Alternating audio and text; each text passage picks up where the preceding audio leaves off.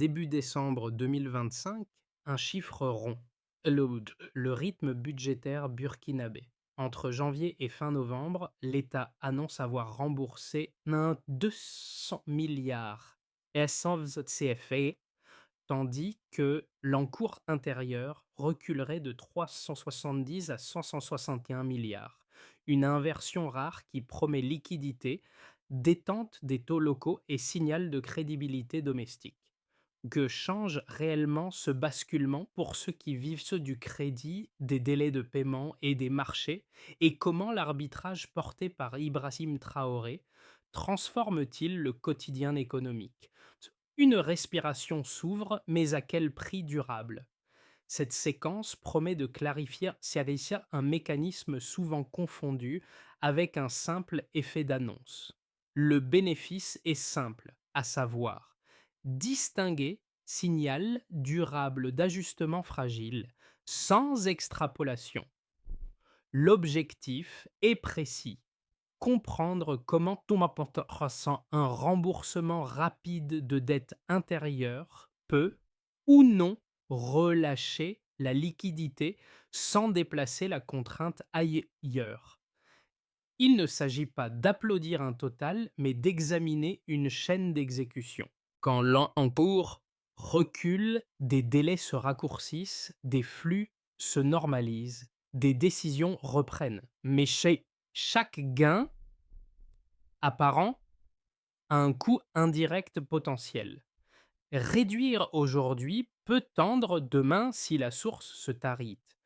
L'enjeu dépasse la comptabilité publique. Il touche le crédit local, les taux, la confiance des acteurs nationaux. Il interroge aussi la robustesse des recettes mobilisées. L'agriculture, la transformation et les mines, moteurs synchronisés ou dépendance cyclique. La promesse est donc conditionnelle.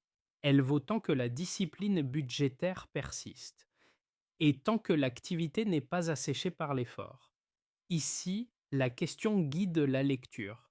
Qui profite d'abord et à quel coût caché? La réduction annoncée de l'encours intérieur de 370 à 161 milliards FCFA en moins de chemin à un an suggère un changement de rythme plus qu'un simple paiement. Ce contraste chiffré, associé au remboursement cumulé de 200 milliards entre janvier et fin novembre 2025, sert de mini-révélation. Il indique une exécution accélérée, pas seulement une amélioration comptable.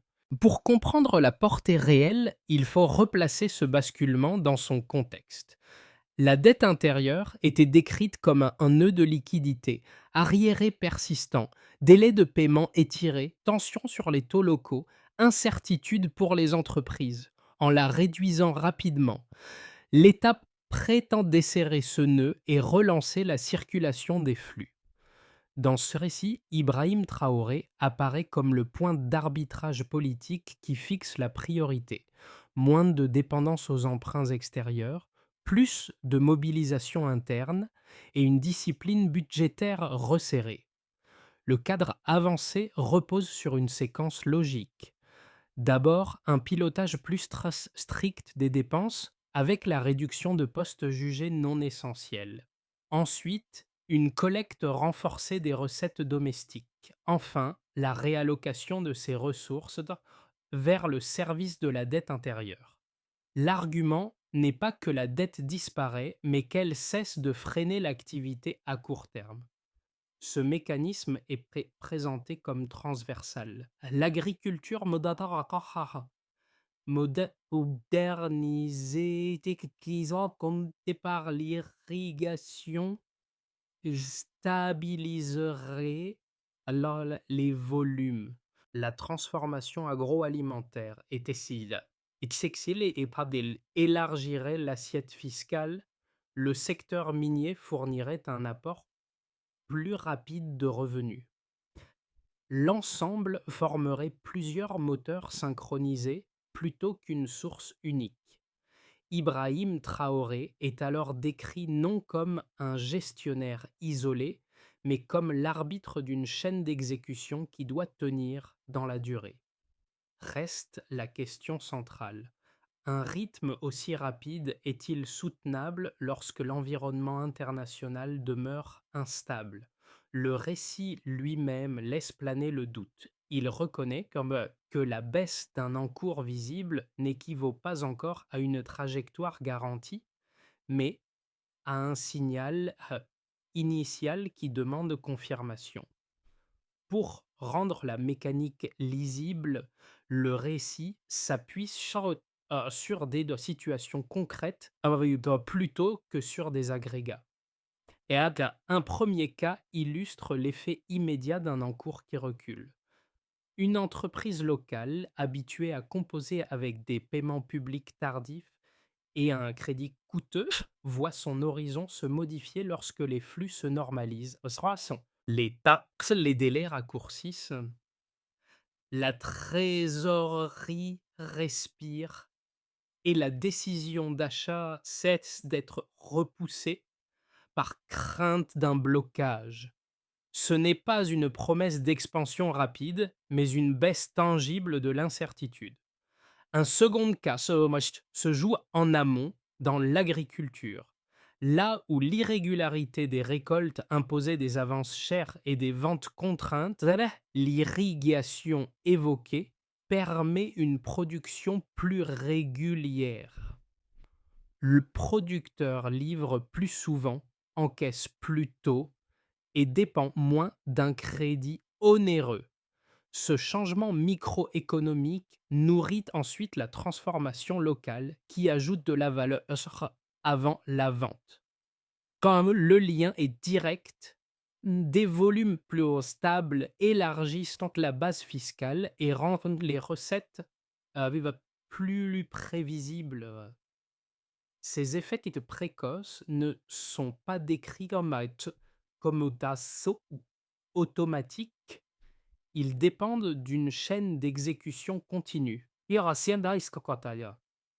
Discipline sur les dépenses, collecte sans à-coups et réallocation cohérente vers la dette intérieure. Le récit insiste sur le fait que la confiance ne se diffuse que si la répétition est au rendez-vous. Un mois favorable ne suffit pas. Une séquence cohérente, oui. Ainsi, le personnage guide n'est pas un individu héroïsé, mais un système qui fonctionne ou se grippe selon la constance des arbitrages. La question n'est donc pas de savoir si l'annonce impressionne, mais si ses impacts précoces et peuvent se consolider sans déplacer la contrainte ailleurs. Autrement dit, la liquidité revient seulement si la discipline tient. Le basculement décrit s'inscrit dans une séquence en 3 temps. Activation, montée en puissance, puis répliquer.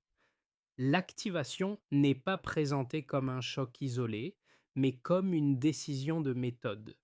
Le pilotage budgétaire se resserre avec un contrôle accru des dépenses et une priorité affichée. Faire avec les ressources disponibles avant de chercher des appuis extérieurs. Dans cette phase initiale, Ibrahim Traoré est dépeint comme celui qui fixe la ligne directrice. L'enjeu n'est pas la vitesse pour elle-même, mais la reprise de la main sur le calendrier financier et sur les contraintes associées à l'endettement. La montée en puissance s'appuie ensuite sur la mobilisation des ressources internes. Le récit avance 3 leviers qui s'enchaînent plutôt qu'ils ne se substituent. D'abord, l'agriculture avec des investissements dans l'irrigation et la modernisation des méthodes censés réduire l'irrégularité des récoltes. Cette régularité n'est pas un détail, elle stabilise les revenus, facilite la collecte fiscale et réduit la dépendance aux avances coûteuses. Ensuite vient l'industrie de transformation, notamment agroalimentaire et textile, présentée comme un relais capable d'ajouter de la valeur avant la vente et d'élargir l'assiette des recettes. Enfin, le secteur minier est Sartre décrit comme un accélérateur, fournissant des ressources plus rapides qui renforcent à sa part la capacité financière à court terme. Ces leviers sont présentés comme synchronisés. L'agriculture alimente la transformation soutient l'emploi et la fiscalité, et les revenus miniers complètent l'ensemble. Cette synchronisation sert de justification à l'ampleur des remboursements annoncés. Elle permet de soutenir l'idée que l'effort n'est pas ponctuel, mais le produit d'une organisation plus cohérente de l'économie interne. Dans ce cadre, Ibrahim Traoré n'est pas décrit comme un narrateur, mais comme l'arbitre qui maintient l'alignement entre secteur productif et priorité budgétaire. Le point culminant intervient avec l'annonce chiffrée rattachée à la communication officielle de début décembre 2025. Entre janvier et fin novembre, un 200 milliards et CFA aurait été remboursé, tandis que l'encours intérieur annoncé reculerait fortement. Cette annonce fonctionne comme un révélateur. Elle ne dit pas seulement qu'un paiement a eu lieu, elle suggère un changement de rythme et une capacité d'exécution accrue. Le chiffre devient un signal adressé aux acteurs financiers nationaux, aux institutions et au secteur privé. Les répliques suivent immédiatement. Le récit évoque une confiance renforcée, une stabilisation du marché financier et une libération de liquidités. Cette liquidité, selon la narration, soutiendrait l'activité du secteur privé et desserrerait la pression sur les taux locaux. Mais la séquence se ferme volontairement sur une réserve. Un rythme aussi soutenu doit se répéter pour devenir crédible. Sans continuité, l'effet risque de rester celui d'une fenêtre de soulagement plutôt que d'un changement structurel durable. D'abord, le contraste est posé. L'encours intérieur annoncé passerait de 370 à 161 milliards FCFA en un an. La baisse allégerait les arriérés, normalisant délais et circulation de trésorerie. Ensuite, l'effort cumulé précise l'intensité du mouvement. Mince 200 milliards FCFE auraient été remboursés entre janvier et fin novembre 2025. L'intensité signale une exécution soutenue plutôt qu'un ajustement ponctuel. Enfin, le calendrier fixe le repère institutionnel. L'annonce intervient après le Conseil des ministres du 4 décembre 2025.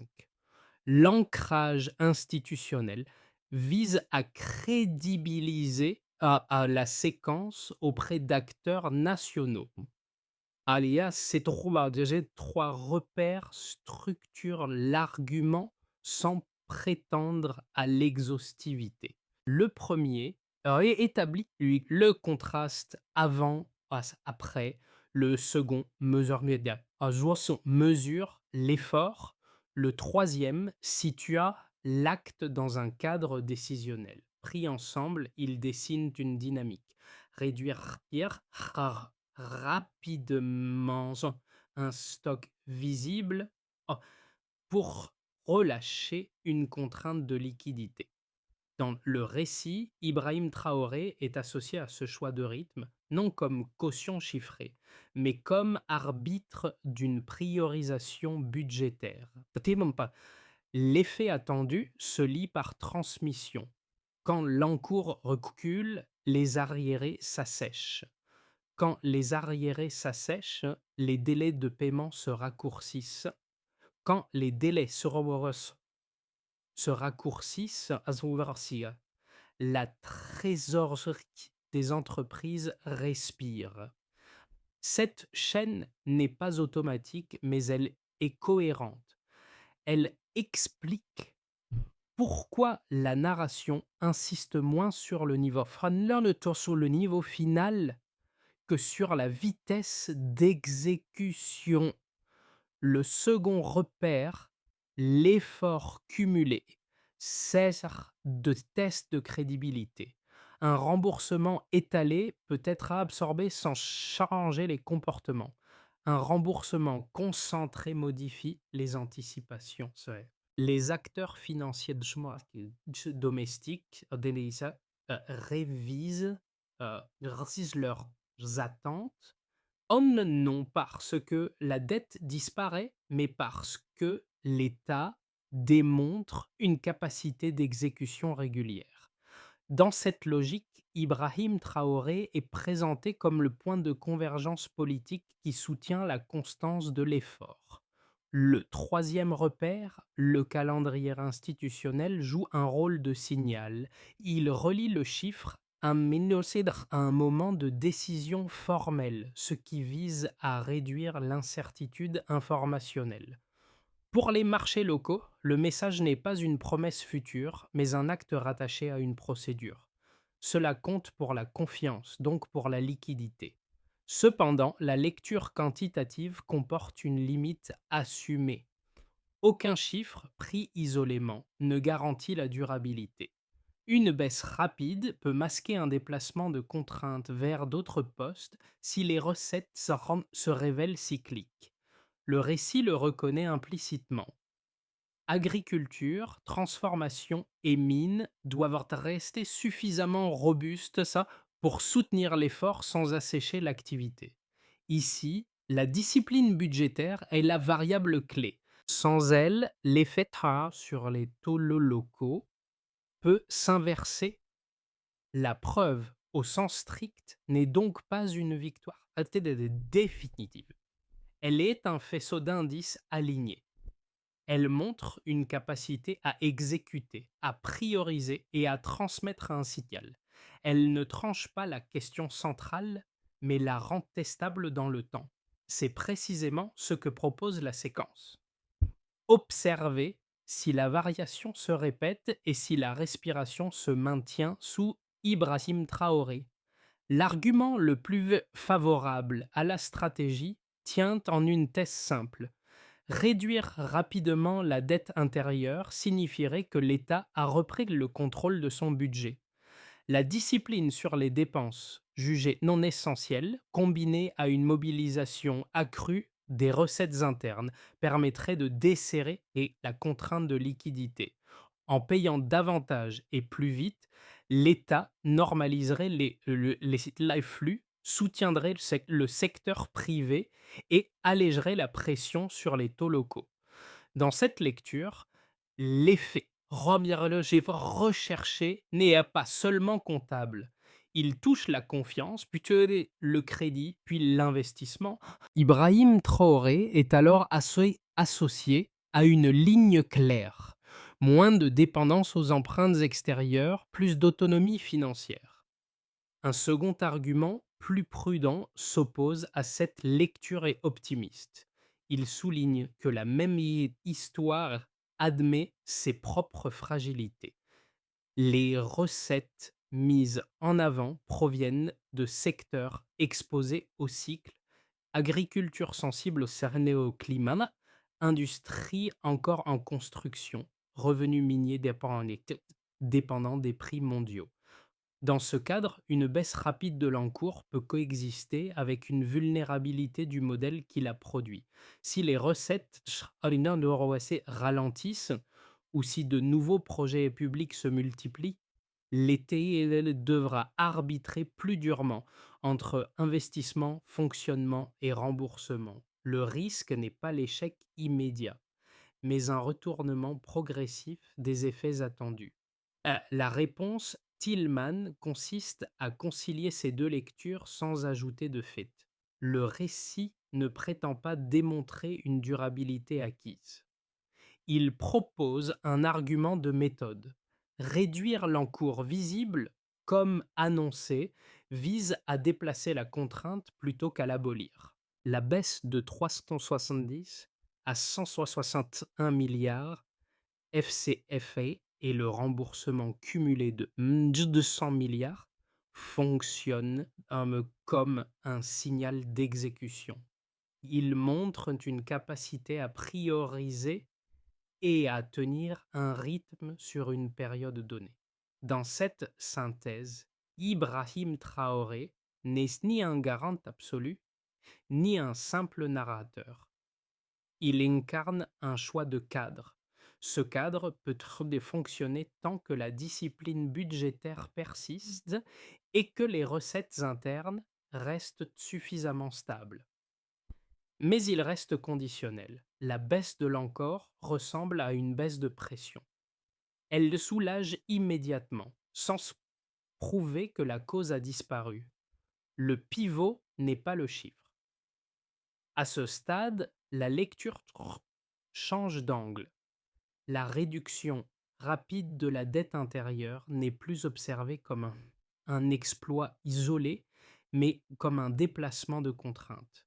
Le récit suggère que l'enjeu réel ne réside pas dans le total remboursé, mais dans la dépendance qu'il remplace.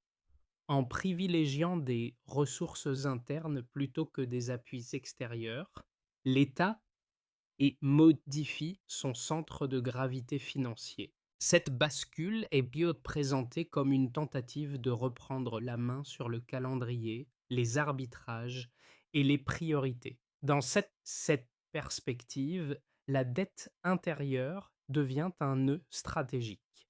Lorsqu'elle recule, la liquidité circule davantage. Quand la liquidité circule, les délais se raccourcissent et les taux locaux respirent. Ce mécanisme est décrit comme une respiration économique, perceptible avant même toute transformation structurelle profonde. Ibrahim Traoré est alors associé à une orientation, accepter une discipline plus stricte aujourd'hui pour éviter une dépendance plus lourde demain. Mais cette respiration a une contrepartie implicite. En déplaçant la contrainte vers l'intérieur, l'État s'expose davantage au cycle domestique. Les recettes agricoles, industrielles et minières doivent rester suffisamment régulières pour soutenir l'effort sans créer une nouvelle tension. Le pivot du récit est là. La stratégie n'élimine pas le risque, elle le reconfigure. La question n'est donc plus de savoir si le chiffre impressionne, mais quelle contrainte émergera si la liquidité revient durablement. Les effets avancés par le récit se propagent par successifs, touchant des acteurs distincts dont les contraintes ne sont pas les mêmes. 4 groupes permettent de lire ces conséquences sans extrapolation. Et pour eux, les ménages, l'impact est indirect mais réel. La dette intérieure pesait sur les délais de paiement et sur la disponibilité de liquidités, ce qui entretenait une pression diffuse sur le crédit. Lorsque l'encours recule, la narration suggère une détente graduelle des taux locaux. Cette détente ne promet pas un accès soudainement facile au financement, mais une moindre brutalité des conditions. La stabilité perçue compte autant que le coût nominal. Dans un environnement où l'emploi dépend largement de l'agriculture, de la transformation et des activités minières, une économie moins tendue réduit l'incertitude quotidienne. Sous Ibrahim Traoré, cette amélioration s'est présentée comme un gain de prévisibilité plutôt qu'un saut de niveau de vie. Mais pour les entreprises, la conséquence est surtout c'est plus immédiate. Payer la dette intérieure libère de la liquidité, euh, selon le récit. Concrètement, des arriérés se résorbent, les flux se normalisent, et le fonds de roulement cesse d'être immobilisé par des délais imprévisibles. Cette normalisation soutient l'activité du secteur privé et stabilise le marché financier. Une entreprise n'investit pas parce qu'un total national impressionne, mais parce que l'incertitude baisse. Dans cette logique, la baisse annoncée de l'encours agit comme un signal de crédibilité qui facilite la planification, même sans expansion rapide du crédit. Pour l'administration publique, la réduction de l'encours fonctionne ou comme un message institutionnel. Un État qui paie rapidement démontre une capacité d'exécution budgétaire. Cette capacité renforce la confiance des institutions financières nationales et des investisseurs domestiques. Oh, mais l'effet est ambivalent. Plus la crédibilité augmente, plus la discipline exigée devient stricte. De nouveaux projets publics doivent être arbitrés avec soin pour éviter de recréer la contrainte. Le récit associe Ibrahim Traoré à cette tension permanente. Renforcer la crédibilité sans rigidifier excessivement l'action publique. Enfin, pour l'environnement régional et les partenaires, l'annonce a une portée comparative. Dans un contexte où de nombreux pays font face à une hausse de leur dette publique, la capacité annoncée de réduire rapidement une dette intérieure est présentée comme un signal distinctif. Elle suggère une moindre dépendance aux emprunts extérieurs et une affirmation d'autonomie financière. Toutefois, cette perception reste conditionnelle. Les partenaires observent la continuité plus que l'événement. La baisse de l'encours est un point de départ, pas une garantie. Pris ensemble, ces effets dessinent une respiration économique. Elles profitent d'abord à ceux qui dépendent. Facility Artist dépend des flux et des délais. Elle impose aussi une exigence, maintenir la cohérence pour que la détente ne se transforme pas en tension déplacée. C'est sur cette continuité que se jouera la crédibilité associée à Ibrahim Traoré. À horizon de 6 à 12 mois, le récit ne propose pas une prédiction, mais un test de résistance. À partir des éléments déjà exposés, trois trajectoires plausibles se dessinent, sans ajouter d'hypothèses chiffrées. C'est-à-dire, dans un scénario de continuité sous contrainte, la, euh, la discipline budgétaire demeure prioritaire. Les les dépenses jugées non essentielles restent contenues. La collecte des recettes internes se maintient à un niveau suffisamment régulier et le service de la dette intérieure se poursuit sans marche en à-coups. Les secteurs mis en avant, agriculture modernisée par l'irrigation, transformation agroalimentaire et textile, revenus miniers, continuent d'alimenter le budget. L'effet principal est la normalisation. La liquidité circule mieux, la confiance nationale ne se dégrade pas et la pression sur les taux locaux reste maîtrisée. Dans ce cadre, Ibrahim Traoré conserve l'image d'un pilote qui tient la ligne sans promettre une rupture définitive.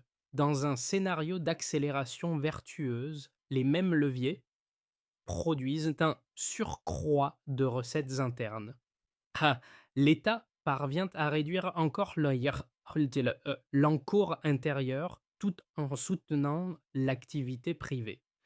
La confiance s'élargit, investisseurs nationaux et institutions financières renforcent leurs engagements, le marché financier se stabilise davantage et le secteur privé bénéficie d'une respiration plus nette. La baisse de dépendance aux emprunts extérieurs ne s'accompagne pas d'une contraction visible de l'économie. Ici, la stratégie associée à Ibrahim Traoré apparaît comme une démonstration que la discipline budgétaire peut transformer un indicateur en dynamique. Et dans un scénario de retour de la tension, les fragilités évoquées prennent le dessus. L'environnement international se dégrade, les contraintes climatiques pèsent sur l'agriculture, où la volatilité des revenus miniers s'accentue. Parallèlement, de nouveaux projets recréent une pression sur les finances. L'État doit arbitrer plus durement. S'il maintient le remboursement, l'activité peut se sentir comprimée. S'il relâche l'effort, la confiance retombe et la liquidité se retend. Le gain initial ressemble alors à une fenêtre de soulagement plutôt qu'à un changement durable. Une recommandation traverse ces scénarios. Juger la trajectoire par la cohérence des arbitrages, pas par un seul total. Si la discipline persiste, la respiration peut durer. Si elle se rompt, l'indicateur s'inverse. Au-delà des agrégats, les mécanismes décrits renvoient des chantes à des situations proches du quotidien. Pour les revenus irréguliers notamment agricoles, l'enjeu implicite est la régularité. Quand l'irrigation stabilise la production, les ventes cessent d'être dictées par l'urgence. Encaisser plus tôt réduit la dépendance aux coûteuses. Si, en parallèle, la pression sur les taux locaux se dessert comme suggéré, le crédit devient moins asphyxiant. Le bénéfice n'est pas une promesse d'enrichissement, mais une baisse de fragilité. Pour les petites et moyennes activités de commerce et de transformation, la liquidité libérée prend la forme de calendriers plus lisibles et des paiements moins imprévisibles facilitant la gestion des stocks et la planification des achats. Une entreprise n'investit pas parce qu'un chiffre national impressionne, mais parce que l'incertitude recule. Ici, l'effet attendu est une capacité accrue à décider sans craindre un blocage soudain. Pour les citoyens attentifs à la gouvernance, l'essentiel n'était pas l'encours en soi, c'est la crédibilité. Si l'argent collecté sert des priorités identifiables et cohérentes, la confiance augmente. Si les arbitrages changent sans explication, elle s'érode. La stratégie associée à Ibrahim Traoré est ainsi jugée moins sur l'annonce que sur la constance de l'exécution. Deux gestes simples peuvent aider à se repérer sans expertise technique. D'abord, observer l'évolution des délais de paiement. Raccourcissent-ils durablement? Ensuite, suivre la tension des taux locaux. Locaux. La détente annoncée se confirme-t-elle ou s'inverse-t-elle? Ces signaux traduisent cette année la respiration économique mieux qu'un total isolé. Au fond, le texte invite à une posture d'observation active, ni adhésion réflexe, ni rejet de principe. Suivre les mécanismes, vérifier leur répétition et relier les annonces aux effets concrets. C'est à ce niveau que la stratégie devient lisible pour chacun. Si la réduction de la dette intérieure doit s'inscrire dans la durée, le récit suggère implicitement une trajectoire mesurable plutôt qu'un événement ponctuel. Cette trajectoire peut se lire en 4 mouvements, déduits des leviers déjà évoqués, sans ajouter de faits. Premier mouvement, la gouvernance budgétaire. Il s'agit de maintenir un cadrage strict des dépenses et de documenter les arbitrages à chaque cycle budgétaire. La réduction des postes euh, jugés non essentiels doit être traçable avec des bilans réguliers. Le critère n'est pas l'annonce, mais le respect, c'est répéter des plafonds. Dans ce cadre, Et Ibrahim Traoré est associé à la capacité de fixer une priorité et de la maintenir malgré les pressions sectorielles. Deuxième mouvement, la mobilisation des recettes internes. L'effort consiste à consolider la collecte sans déplacer brutalement la pression. La stabilité et la régularité des encaissements comptent davantage que des pics exceptionnels. Agriculture, transformation et mines doivent d'aller fournir une base suffisamment prévisible pour éviter l'effet stop and go sur la liquidité. Troisième mouvement, le soutien à la base productive. La régularité de production évoquée, notamment via l'irrigation et la transformation locale, vise à rendre les recettes moins volatiles. Le repère nécessite pas l'expansion rapide, mais la continuité des volumes et la réduction des ruptures saisonnières. Quatrième mouvement, la gestion de la dette intérieure elle-même. Programmer le service de la dette permet d'éviter des à-coups qui recréent de la tension sur les taux locaux. Les indicateurs clés restent simples: évolution de l'encours, délai moyen de paiement et leur lien avec la liquidité. Enfin, la transparence ferme la boucle. Publier des bilans clairs, reliant recettes, dépenses et dettes à date validée fixe ancre la crédibilité. La promesse implicite sous Ibrahim Traoré et Laman de Roé est là. Faire de la discipline un processus vérifiable, pas un moment spectaculaire. Le récit revient à une image simple, déjà esquissée plus tôt. Une chaîne d'exécution qui transforme une décision abstraite en effet fait concret. On a parlé de discipline budgétaire, de recettes internes, de secteurs productifs synchronisés. Mais ce qui demeure, ce sont des gestes ordinaires rendus possibles. Une entreprise qui paye à ses fournisseurs sans retarder. Un producteur qui vend plus régulièrement parce que l'irrigation stabilise son calendrier. Une trésorerie qui respire sans euphorie, mais sans étouffement. Dans cette perspective, Ibrahim Traoré n'est pas réduit à un chiffre annoncé ni à une posture politique. Il incarne une idée exigeante, un déplacé, un Amérique, la contrainte de l'extérieur vers l'intérieur. Et accepter que l'autonomie se mesure dans la répétition des arbitrages.